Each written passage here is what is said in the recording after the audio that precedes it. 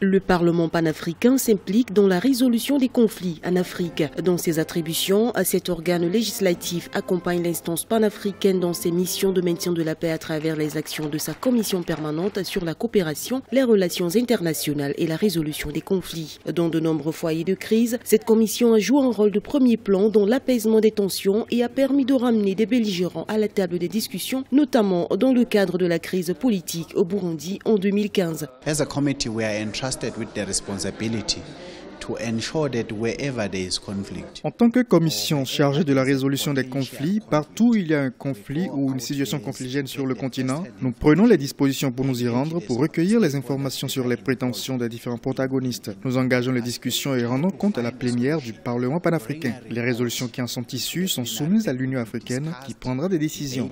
Then the resolutions that are taken there would be taken to the African Union so that the actions are taken. La conflictualité est un obstacle au développement du continent africain. Un des principaux foyers de tension qui polarise l'attention des parlementaires est le Soudan du Sud. En proie à une résurgence de violence depuis quelques années, la situation sécuritaire et humanitaire y est alarmante. En août 2016, sur la demande de l'Union africaine, le Conseil de sécurité des Nations Unies a autorisé le déploiement d'une force régionale de protection de 4000 hommes. Dans les prochains jours, nous déploierons une mission au Soudan du Sud compte tenu de l'escalade de la situation sécuritaire et de la catastrophe humanitaire. À l'instar du succès de la mission que nous avons menée au Burundi il y a quelques années, nous allons y rencontrer tous les belligérants et les inviter à suspendre les affrontements en privilégiant la négociation.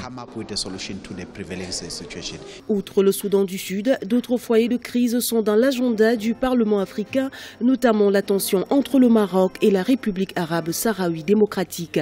Parallèlement, les parlementaires africains s'engagent également à réaliser la stratégie Silent Gun de l'Union africaine qui vise à réduire au silence les armes à feu d'ici à 2020.